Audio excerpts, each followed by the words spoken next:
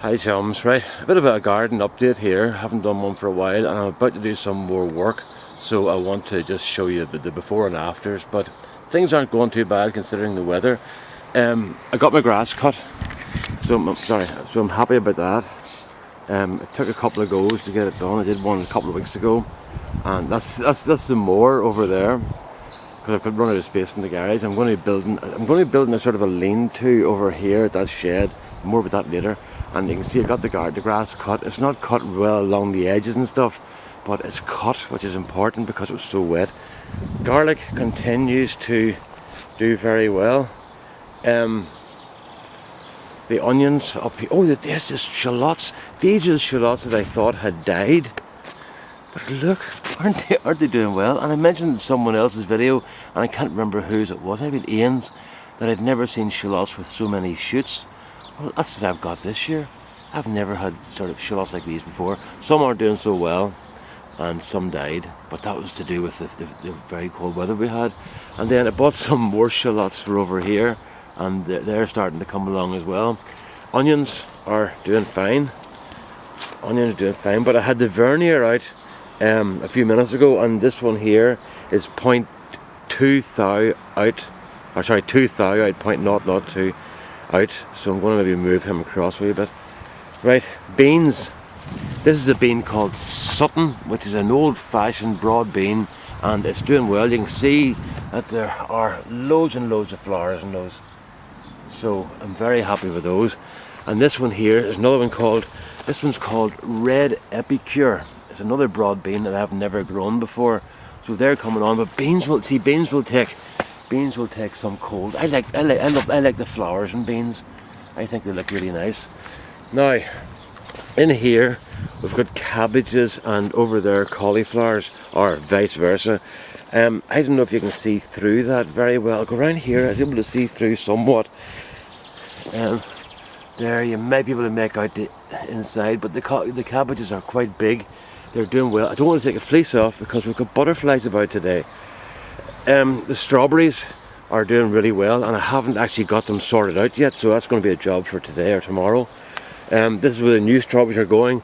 The outside potatoes are starting to make some growth, which is good. That's better than I thought it was, actually.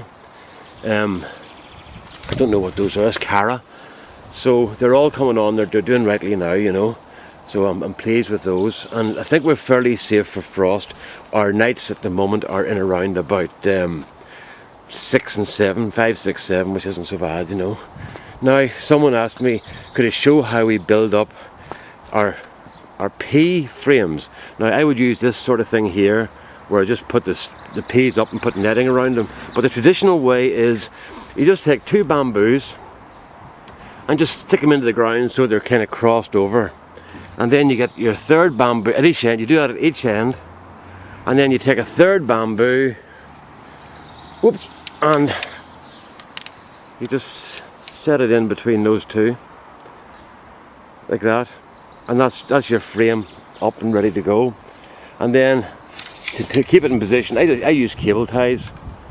Cable ties are the gardener's friend. Don't go out and buy them in some of these expensive home departments. Go to an auto factor shop, and you'll get these things for pennies. You know, there's 100 of those cost me about $2 or something. You know, about £1.40 for 100 of them, and those are the foot long with 295 mil, and I find those to be a good size. The 4.8 mil, about quarter inch, I suppose, you know, or less, about a fifth of an inch, but they do the job. So that's it. That's all there is to it.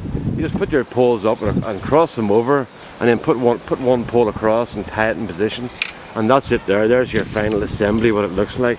2 poles crossed and 1 in between, and you've got your bean row. Okay, now inside the greenhouse, there's a bit of an update coming here on the Transatlantic Challenge between myself and Scott. Well, like, it's only a bit of fun, but as you know, one of us is going to become Supreme Champion of the Universe, so there's a bit of pressure on. Now, these are my own tomatoes here. These are Red Alerts and Gardener's Delights and Luciola and hundreds and thousands. Those are ones I generally do because I know they're reliable. But my big thing this year is Scots tomatoes. And look at the way his are doing. These are Scots here. Those are called Boxcar Willie. These ones here are Boxcar Willie, and they're about 6 inches high now. And those are going to be like theirs. Look at that one there. Isn't that beautiful? Isn't that a fine specimen of a tomato? Well, if you get them in somewhere, you can actually see them. And I'm very pleased. So those boys are getting potted on today, you know. That one there is Scots as well. That's Juliet. That's not a tomato there. That's a weed. That's Juliet. And then there's another one there. That's another one Scots called Indigo Rose. So they're all doing really, really well, you know. These are the inside tomatoes. Oh my God, I sounded like an American. My friends are going to give me some stick now. Potatoes. Those are the inside potatoes. And what do you call it? They're doing really well. Those are Charlotte. I've earthed them up. But once again, this earthing up thing, I have found that most of the potatoes are found in the bottom half of the bag. Earthing up is basically so that the potatoes don't go green. It's not really to encourage growth along the stem, in my experience. And I have found now, what I'm going to do in future is I'm going to put in 2/3 of a bag of compost, and then the top third will be, or maybe 3/4 and a quarter. The top quarter will be only for keeping light off the potatoes down below. I don't think there's anything to be gained by earthing them up, but then I'm going to contradict that, except with Cara. I've found that Cara tend to do well up the bag. But as I say, I will earth up, but not as religiously as I do it now, because I tend to find that I'm out every day putting in spoonfuls, you know. These are the shallots from 2 years ago. Those were planted the season of last year, and I didn't take, sorry, this is their second year. They were planted last year. I left them in there to see what would happen, and this is them coming up again. So these are the potatoes that were produced last year, and now producing potatoes. So that'll be interesting to see. The celery that I bought recently has come on. That's the free celery I got out of the garden shop, and that's it split into 3, and it's doing really, really well. The leeks, the leeks are ready to go out. Sunflowers are starting to shoot, which is nice. It's hopefully, if the timing's right this year, we'll get into sunshine. These are the those ones along there. Those are cobra beans, which are very reliable.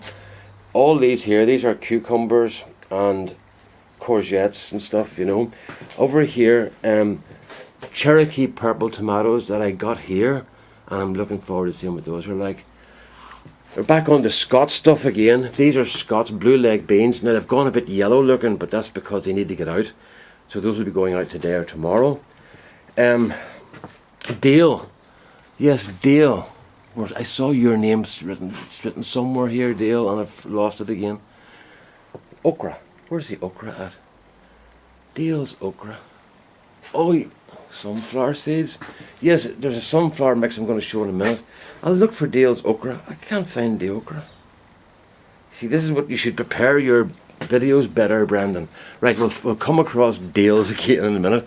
But at the moment, what we have at the back here is these are Dale's peppers that he sent, and they're just starting to come through. There's the one that I love that Scott sent me there, the Pimento Dinea, I think it's called. Beautiful colours, isn't it? Take that out and let you look at it properly. It is gorgeous colours. You know, I'm colourblind, but I really appreciate that there. I think that's really nice. But I don't know what I'm seeing compared to you. You know, maybe if you saw that with your eyes, you would go, oh my God, how boring. Or you might see it with my eyes and go, oh my God, how fantastic. So I don't really know. But, and the Gary, look at this guy, we've just made it and no more. 1, 2 bird's eye chilies made it. So we're getting there, you know. And then those are my first sugarberry watermelons, and then these are more tomatoes, far too many, marigold honeys, and these are all, these one here, these are Scots marigolds, and over here, these trays here, there's 5 trays there, those are all Scots as well. And then we've got, I'm growing these are peaches and nectarines, but I'm not too sure which because I mixed up the seeds. But I just bought those and I was eating them the other day. I was making a fruit salad and I thought, I'll give these a go. So we've got those done, some lettuces. And we've got these down here, mangoes. I'm going to try and grow mangoes in Ireland. That'll be good, won't it? These are a dwarf French bean called Castandelle.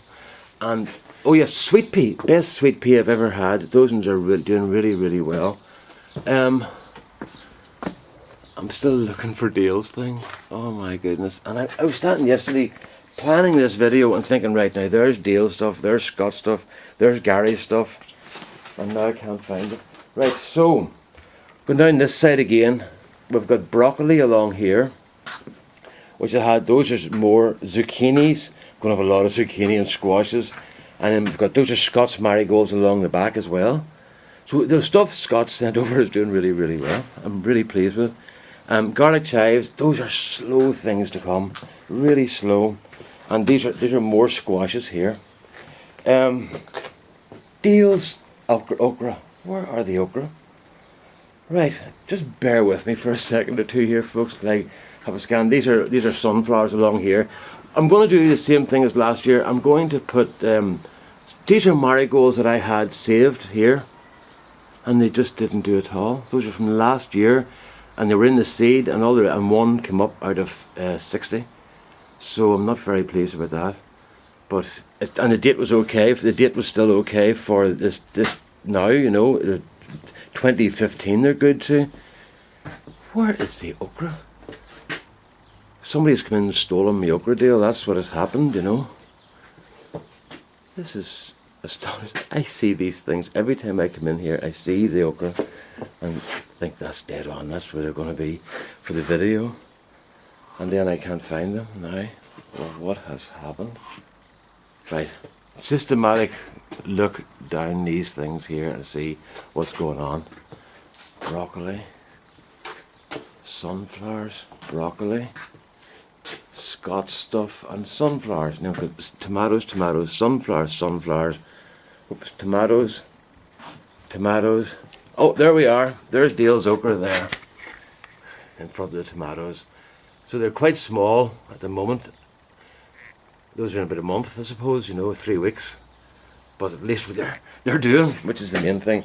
So as you can see, folks, there's the broccoli that I split up from the supermarket. Sorry, no, that I grew from seed. Not somebody else did that supermarket thing. And those are only in 2 weeks, so I'm very pleased with those. And there's my cayenne peppers, which came on well. So as you can see here, folks, it looks pretty good. I'm happy enough with that. So I've got work to do. I have to start transplanting tomatoes, and I have to get those beans out, and the sweet peas. I'm going to hold those for another couple of weeks maybe, because they're frost sensitive, and I'm going to start sticking stuff out because I need room. These beans are ready to go out as well, so we'll just take our chances. Okay, so that's it, folks. I'm going to go out and let you see a rare event here. Sunshine. What about that? Doesn't that look nice now when the sun shines? So that's where we are. Okay then, folks, all the best now. Bye bye.